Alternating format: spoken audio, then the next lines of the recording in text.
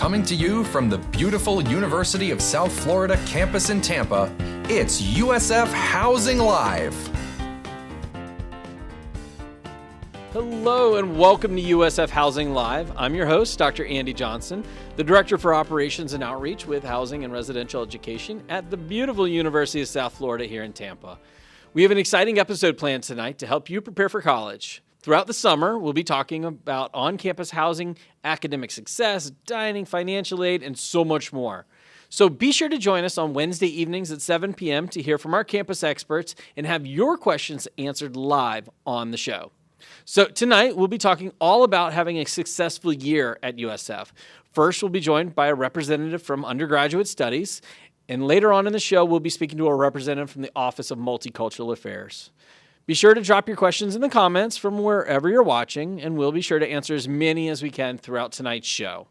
Now, I'd like to introduce Dr. Shane Combs. He's an ECM Student Programs Manager for Undergraduate Studies and a regular on the show. So how are you doing, Dr. Combs? Doing good. Glad to be back. Good. We're glad to have you back. Thanks for joining us again.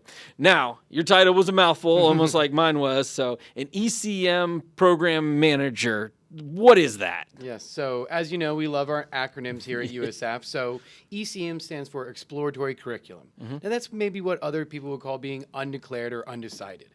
But here at USF, it's a program that students can choose when they come from high school to college for the first time.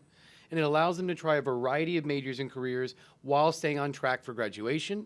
It includes specialized advising, resources, and events that are all designed to make you more confident in your major of choice. Okay. So, for example, we have a special class you would take where you get together with the other exploratory students, and we actually lay into your schedule in college the ability to search for your major and career. Because what we found is that students would get to the end of the year, they'd make good grades, they'd have great friends, but then realize they didn't even have time to put into that big search that they were hoping to do. Gotcha. So is it just you in your office, or do you have a team? We have a team of people over in the exploratory program. Okay. But my office, the Office of Undergraduate Studies, also hosts a variety of departments and initiatives that our students may interact with. So just to name a few, we have the Office of Veteran Success and our ROTC departments. We have the Academic Success Center, so that's going to be our tutoring and our Math Smart Lab. We have a variety of first-gen and low-income family programs, things like SSS or the New Bull Scholar. And, of course, we have the Office of High Impact Practices in Undergraduate Research. Awesome. So, and academic advocacy, right? As well as academic advocacy. I was going to say, we had Z on the show last week, I think. Was it last week? Yeah, I believe so. Yeah. Good friend of mine, so I love Z. Yes, she's amazing. So, so you talked a lot about, is there a particular area of focus that that students should be looking for or considering coming into your office area or within the Office of Undergraduate Studies? Yeah, so again, we have almost every type of student in our office. So we're working with first-year students, seniors, transfers. So because of the variety of services we offer, we probably see every single student that comes here, hence the name Undergraduate Studies. Right. If you're an undergraduate student here at USF, you're one of our students. Awesome. So what should a student consider when deciding on a major? Yeah, and so obviously a complex question. Depends on the student, their situation, their goals, but that's where advisors come in, right? We can have one-on-one appointments. We can do it by phone, virtually, or in person.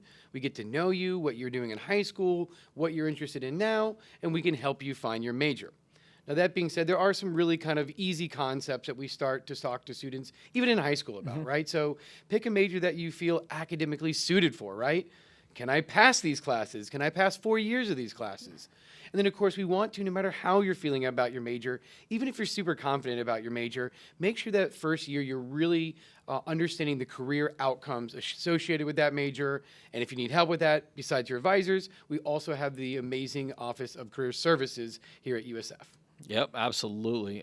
It's such a tremendous resource at Career Services. I mean, they can help you from internships to resume writing. Yes. I mean, they're an amazing resource. Yeah. And I even use them, not the USF one, but my own undergraduate after post-graduation, right? Yes. So exactly. So there are opportunities even after you graduate to get services from USF Career Services. Awesome. So I'm so thankful that once you guys help someone find their major, that they never ever change, right? No, not necessarily, right? So of course we had that big stigma about major changing. Now, when we really talk about kind of being afraid or anxious about major changing, we really mean that junior and senior year. Okay. Right? Because we don't want you to delay your graduation. Number one thing I tell my students, you don't get paid until you graduate. Right? So we definitely want to make sure that we're getting out in a timely manner, not accruing too much student debt. But it is possible to change your major in the future. But just like your first question, it depends, right? Yeah. What year are you in school? What major are you coming from? What major you're going to? So one of the biggest advice I'd have for those who are maybe worried about a major change is to understand that all majors have their own rules. So analogy I like to use, USF is the federal government. Every major, business, nursing, art, engineering, they make their own rules. And they may have additional entry requirements. So even if you're like just slightly thinking about a major change, far from it, but just even thinking about it, start interacting with that department early, because you may have to take a series of courses in order to qualify to enter that major, depending on how many credits you already have. Gotcha. So it seems like there's a number of steps, and it seems like the first thing should be some kind of consultation, right? Yeah. So perfect. So what are some of the challenges that you see people facing when considering a major change? Yeah, so, I think, again, one of the biggest things that we're seeing is a new generation in the workforce. Just things are more complex for this generation ever before. And so, again, there are so many different routes to a career. So often students are choosing a major that they believe was the only way to get to that career outcome, even though they know they're struggling with it. They're not even passionate about their subject, but someone told them, like, this is how you get that job, right? But that's why you need to come to your advisors like me and my team, and we'll help you realize that almost every career outcome has a variety of ways to get to that ultimate goal. So we can find a major that you like, that you're good at, and does get you to that ultimate career goal that you're envisioning. I think I'm going to link two things that you've said previously: the Office of High Impact Practices, right, and being connected, right, and faculty is a key component in that, right, and that office helps in that facet as well, correct? Yeah, exactly. So you like can create that mentoring relationship. Yeah. So first step, always to your advisor, right? We're kind of that place that gets you going. But I could refer you to 10 different departments, right? So we talked about career services. We have the Office of High Impact Practices and Undergraduate Research in the library that helps students get connected to research, connected to faculty. We have career services, Center for Leadership and Civic Engagement, OMA, student clubs. There are so many different ways a student can find themselves outside of the classroom, right? Those classes are important, but so are those real life experiences that you can get on campus in the Tampa Bay community.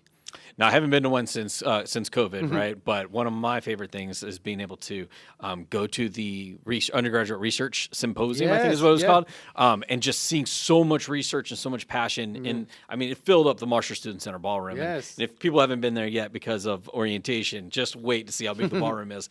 So I think that's pretty fantastic. So can you talk a little bit about how a student can best position themselves for success? What are those key metrics that they need to and if you don't mind, we're going to talk about mainly first-year students, right? Those students coming from high school to college for the first time. That's our audience right now. Yeah, perfect. So one of the things we tell students all the time, success in the first year of college has nothing to do with intelligence.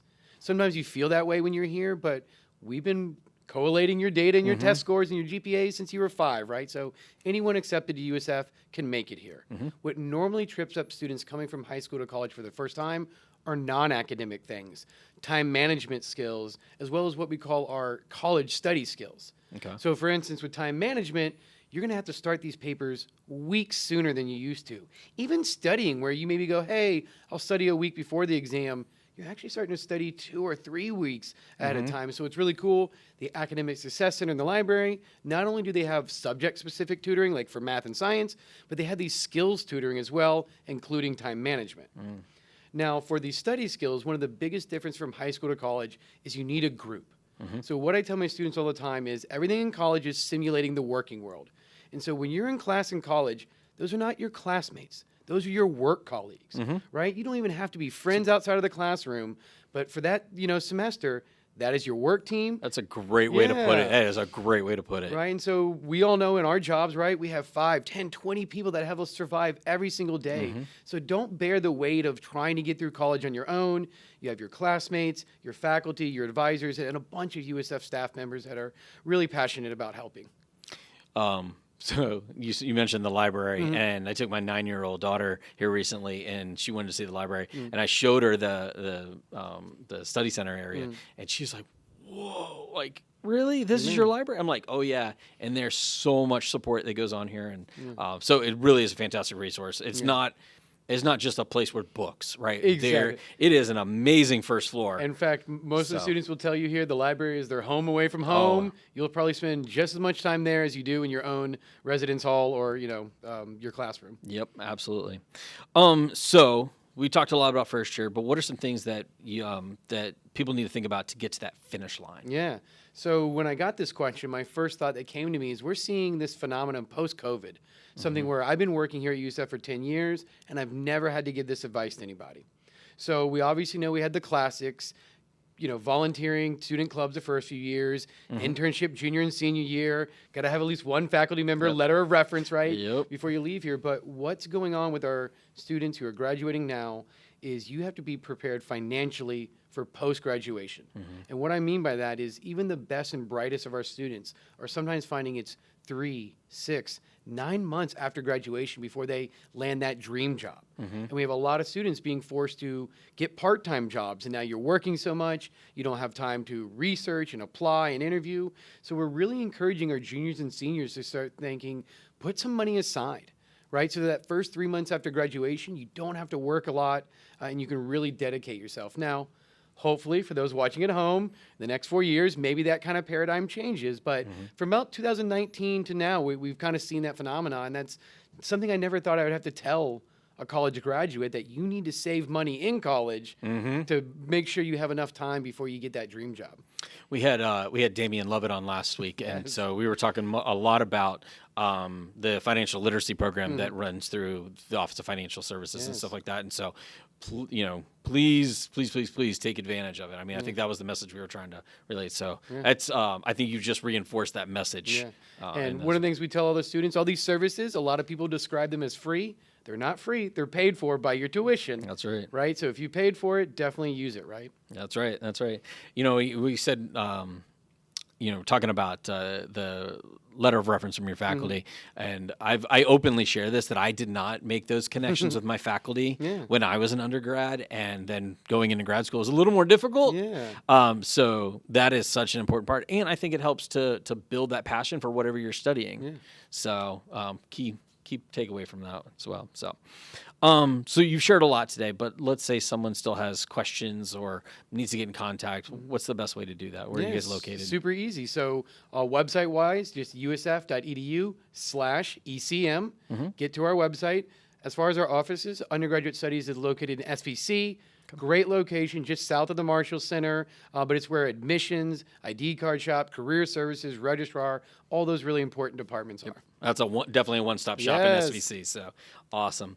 Well, before we go to break, I just wanted to give a shout-out to one of our regulars, so Ariel Barbosa, thanks for watching again tonight. But it is now time for us to take a short break. We'll be back with more USF Housing Live right after this.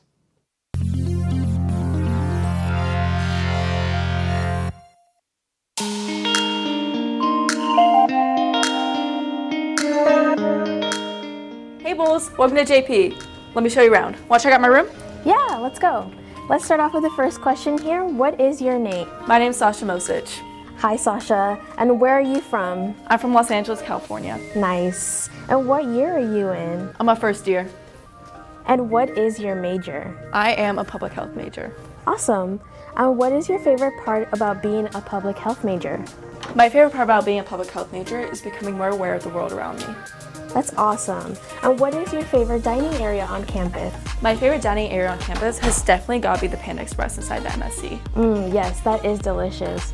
And what do you enjoy about being with your roommates? I really enjoy how we're able to communicate how to be organized and clean to promote a healthy living environment. That is very important. And what is your current favorite memory at USF? My favorite current memory at USF is not only meeting my boyfriend, but also meeting my lifelong friends through the Honors LLC. Aw, all right. And do you play any video games? I play the Sims 4, but besides that, I'm not really into video games. Okay. Do you have any hobbies? I really enjoy photography, and I used to be a competitive cheerleader. Nice. And what advice would you give to new incoming students? Some advice I would give to new incoming students is definitely get involved. And if you're an out-of-state student like me, get involved will really help you. That's awesome. Well, thank you so much for doing this with us. Thank you for checking out my room.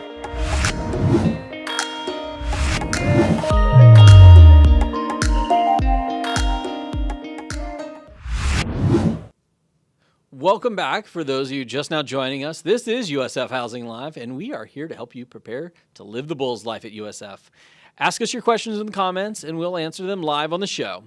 Our second guest tonight is the Student Programs Coordinator for the Office of Multicultural Affairs, Alison Garcia. How you doing, Alison? Hi, how are you? Good, I'm good. Thanks so much for coming on the show tonight. Of course. All right, so let's talk about it. Office of Multicultural Affairs, OMA. What do you do there, and what is really that office about? Yeah, so I'm the coordinator for LGBTQ plus initiatives in the Office of Multicultural Affairs, and we honestly do a lot. We promote equity, diversity, and inclusion through all of our programs. We really want our students to just be global citizens and be prepared for life after college, which means interacting with different cultures, different communities. So we want our students to be able to feel comfortable and embrace change and different elements of society like different people. So that's a little bit what we do. We have a lot of programs relating to that, a lot of trainings, a lot of events, some really cool stuff. Awesome. So can you share a little bit more about what are some of the things that your office does for the USS community? Yeah, so we celebrate all of our heritage months. So we have Black History Month, Women's History Month, October, which is LGBTQ plus History Month, Pita Mina Month. We have our 2 trainings, which is Undocu Ally and Safe Zone trainings. We support the Stonewall Suites LLC. We have an iBuddy program. Yeah. We do a lot of stuff. That's awesome. Yeah, amazing partners for our Stonewall participants. So. Yeah. All right. So can you talk a little bit about what's changed? Oh, wait, sorry. I forgot to flip the script there. Yikes. So that's okay. We knew where we were going Yeah, with we it. knew. So talk about some of your key programs and services. We were talking a little bit beforehand, but you've got a lot of key programs and things like that that come up, especially one at the Week of Welcome. Yes, so we have our Week of Welcome event, which is our Ice Cream Social. It's an annual event. So we'll have different resources, tabling. It's going to be like a tabling event. We will have lots of community partners from the community, as well as some student organizations that are all LGBTQ plus related. So we'll have some really cool swag items, some raffles, some ice cream. So we have that in August 18th from 12 to 2 in the MSC ballrooms.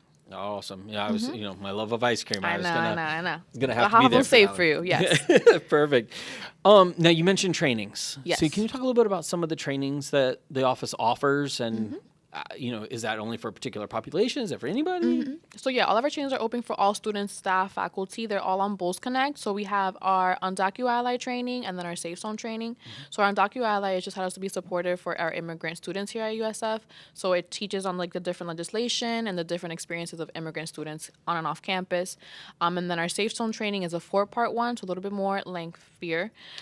So it includes 4 different parts, but it does the same thing. It teaches about the history, which learn about the different terminologies. We have some really cool activities that just put into perspective the different experiences of LGBTQ plus students and people. So yeah, but they're offered, the Safe Zone training is offered twice a year.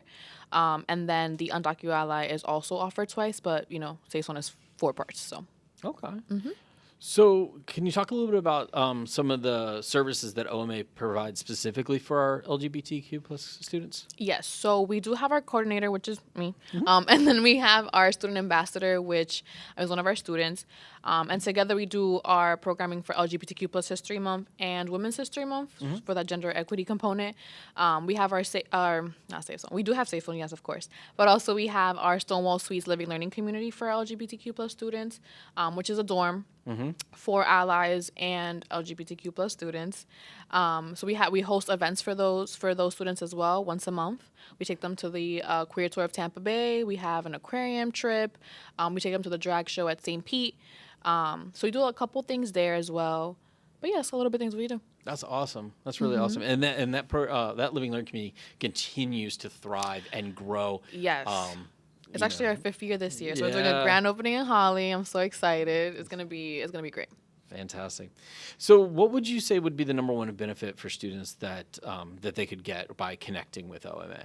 I think our office has a really big pool of diverse employees. Honestly, we're all my supervisor comes from housing. She used to be the director. Fantastic. Yeah, she was awesome, and she still is awesome. Our assistant director, Nikki Luckett, also amazing. She also is the advisor for BSU and a couple other organizations. Pilar Walker is our other coordinator. And she's actually planning our Juneteenth event that we have on Friday. So, I just feel like we have a really good pool of people who just have a really good amount of resources and connections in other places. So we'll always know someone to point to students in the right direction if we don't have the answer. But we just have a lot of resources to offer and lots of connections to make. Yeah, Nelly Nunez is She's one a of beast. our, She's awesome. You will never find a more powerful student advocate. Literally, So, you can ask her any question and she'll have an answer, a solution, always. yeah, she's fantastic. So, yep. All right, so talked a lot about services, programs, trainings, things like that. If folks want to get connected with your office or find out more, what's the best way to get in contact with y'all? So we have our Bulls Connect page, which is OMA, and then we have our Instagram page, which is OMA_at USF or USF, and then our office is in the MSC 3300. So on the 3rd floor, you'll see a big sign that has all of our pictures and everything there. So you can find us there. Awesome. All right. Any last advice or final words for our audience before they arrive here in August? Yes, we have a lot of We Go Out events, and you definitely don't want to miss out this ice cream. So I hope to see you all there. It's a true story. So, sounds good. Well, thank you so much for joining us Thank you. tonight. If you have any further questions for our guests, please feel to reach out to their offices. And if you have any questions about living on campus at USF, you can reach out to our office by email at housing@usf.edu or give us a call at 813-974-0001. Be sure to join us for our next episode of Housing Live next Wednesday, June 21st, 7 p.m. Eastern. We'll be talking all about how you can maintain good physical and mental health as a USF student. You can watch on our Facebook page or our YouTube page or the USF Parent and Family Engagement Facebook page. USF Housing Live is produced by Housing and Residential Education at the University of South Florida in Tampa. Our motto is the best place to live, the best place to work, the best place to learn. Thank you to tonight's guests for joining me this evening. Thank you to our production crew and to you, our viewers. And of course, there's always just one last thing. Go Bulls. Good night, everyone.